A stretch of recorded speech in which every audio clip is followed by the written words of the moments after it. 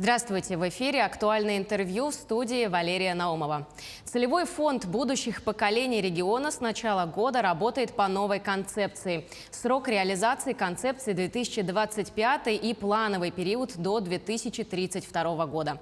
На каких направлениях сосредоточит свою работу фонд, об этом и не только, нам расскажет сегодня гость нашей студии. Это генеральный директор Целевого фонда будущих поколений Владимир Егоров. Владимир Анатольевич, здравствуйте. Здравствуйте. Расскажите, пожалуйста, вы возглавили целевой фонд в прошлом году и начали с реализации новой концепции фонда. В чем заключается новизна и что уже удалось сделать за этот год? Спасибо. Надо сказать, что прежде чем реализовать концепцию, конечно же, надо было ее разработать. Дело в том, что 2020 годом заканчивалась реализация нашей целевой программы «Во имя будущего», рассчитанной на 5 лет. И, соответственно, перед нами уже стояли новые задачи.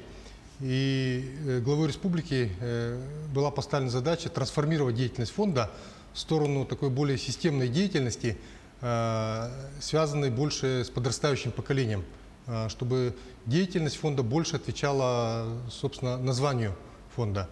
И мы начали работу над концепцией летом прошлого года, и в декабре ее уже согласовали с руководством республики и утвердили на Высшем совете фонда. Эта концепция касается работы с подрастающим поколением. Мы выработали новую миссию, которая звучит таким образом: формировать духовный, физический, интеллектуальный и творческий потенциал подрастающего поколения, содействием бизнеса, общества, государства во имя устойчивого развития нашей республики, страны и мира.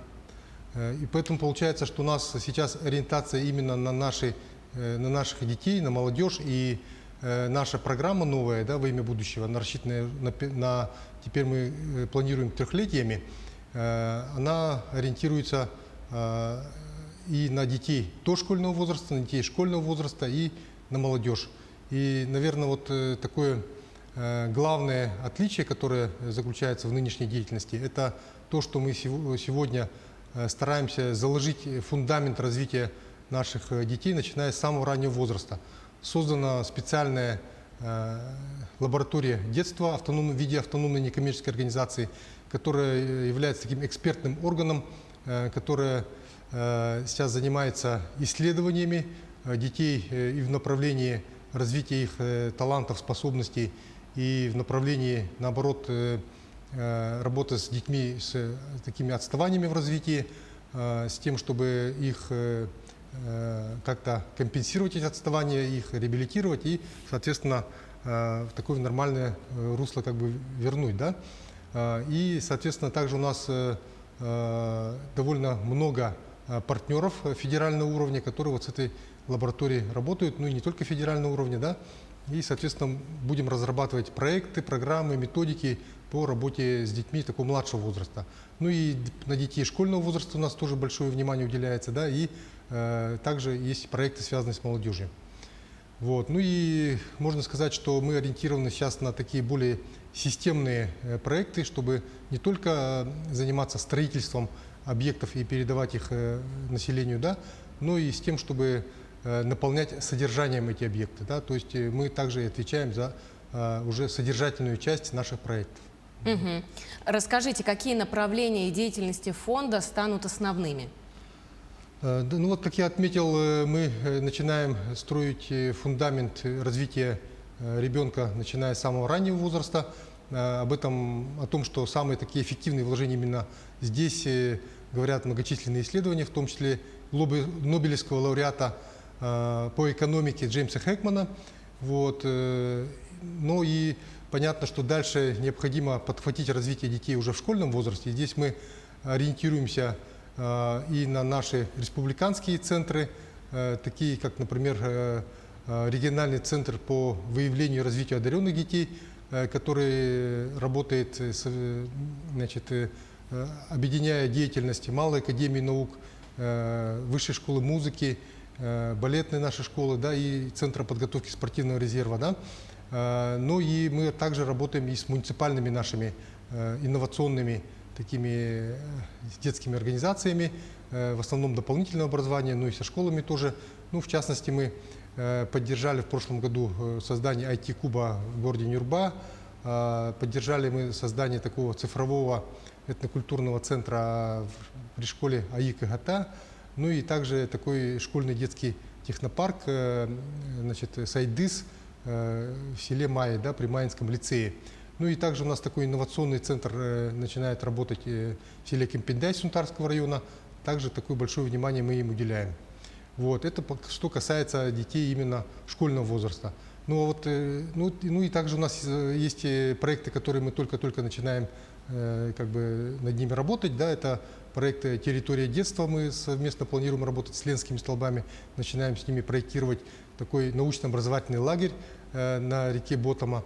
Вот, там очень такое замечательное место, где дети могут заниматься различными исследованиями, и палеонтология, экология, межзолотоведение, бизоны, там в общем, много чего замечательного есть, да, тукуланы, стоянка древнего человека, поэтому вот это место такое, можно сказать, предназначено для того, чтобы наши дети там туда ездили и, в общем-то, как-то вот, общаясь с природой, проводили разные исследования. Вот, что касается вот более такой молодежной части, да, мы сейчас большое внимание уделяем нашему новому проекту «Парк будущих поколений». Проектно-сметная документация уже прошла экспертизу. Мы на днях буквально должны объявить конкурс на строительство, на строительные работы. И, соответственно, сейчас работаем над концепцией деятельности этого парка будущих поколений. Но уже сейчас понятно, что это такое большое пространство городское, да, понятно, и для населения, но больше ориентировано действительно на детей и молодежь. Мы видим, что вот миссия этого парка, она схожа с нашей миссией, да, формировать наши будущие поколения. Вот, и мы думаем, что у нас сейчас большое такое направление деятельности республики, да, в развитии нашей экономики связано с построением креативной экономики, да, то есть экономики знаний. И, соответственно, мы полагаем, что в нашем парке мы уделим этому такое большое внимание, будем развивать в детях навыки и цифровые, и предпринимательские, проектной деятельности, да, и так называемые soft skills, да, которые востребованы в 21 веке. Да.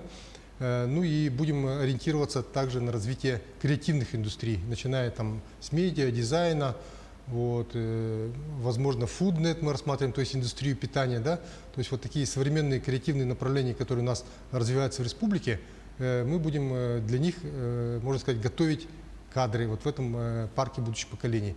Ну и кроме этого, это будет просто хорошее место для горожан, где могут горожане проводить свой досуг интересно, да, и дети просто играть на разных таких площадках, которые там будут в парке, да, и, соответственно, я думаю, это будет место притяжения горожан и особенно молодежи. Угу. Расскажите, а как фонд поддерживает социально ориентированные некоммерческие организации? Да, надо сказать, что этот сектор сейчас получил такое, можно сказать, новое дыхание. Фонд президентских грантов как бы этому уделяет большое внимание. Также открылся сейчас новый президентский фонд культурных инициатив, да? Фонд главы республики. Буквально вот сейчас происходит уже утверждение победителей, да, фонда главы. И, соответственно, у нас есть единый ресурсный центр по поддержке СОНКО и гражданских инициатив.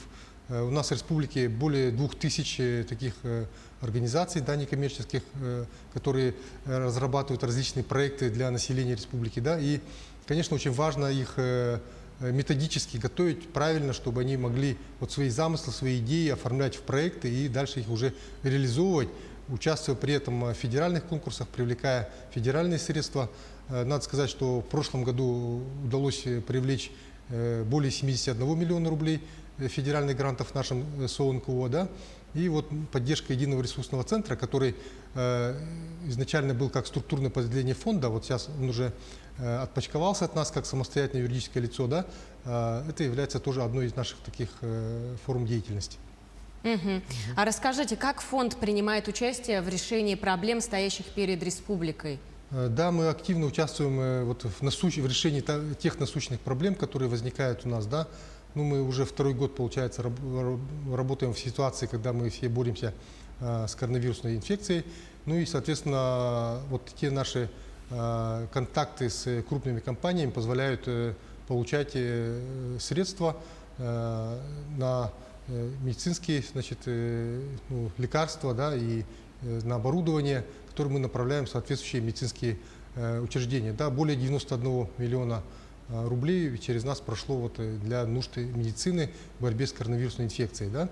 Вот. Также вот мы, можно сказать, участвуем в комплексных научных исследованиях реки Вилюй. Через нас проходят средства 138 миллионов, которые выделила компания «Алроса». Мы заключаем соглашение объявляем конкурс, заключаем соглашение с победителями на вот проведение этих исследований. Да. Сейчас у нас 3 научных таких крупных подразделения работают по комплексным научным исследованиям реки Вилюй, да, и ближайшие вот этой вот зоны. Да. Это, значит, Институт мерзлотоведения Сибирского отделения РАН, это и подразделение СВФУ нашего, да, имени Максима Кировича Амосова, это, значит, научно-исследовательский институт проблем экологии Севера и, значит, наш институт здоровья Северо-Восточного федерального университета. Да, и вот, соответственно, вот эти результаты, да, они, конечно, дадут такое понимание, да, вообще экологической ситуации в районе, вот, в Вилюйском регионе. Также мы работаем вот по обеспечению чистой водой. Тоже вот нам компания «Алроса» выделяет порядка 150 миллионов в год на то, чтобы строить такие вот очистные сооружения, значит, ну и вот разную инфраструктуру, связанную с потреблением именно чистой воды населения Вилюйской группы районов, Жиганского района, Мирнинского района.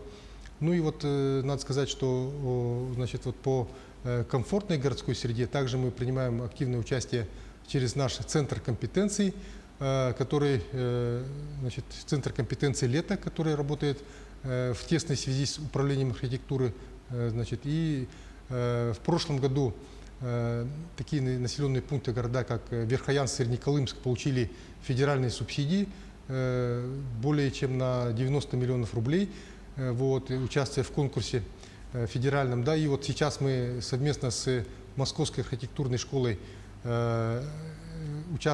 разработали проекты и надеемся, что вот 6 городов наших республики также получат средства на то, чтобы развивать свою комфортную городскую среду. Вот.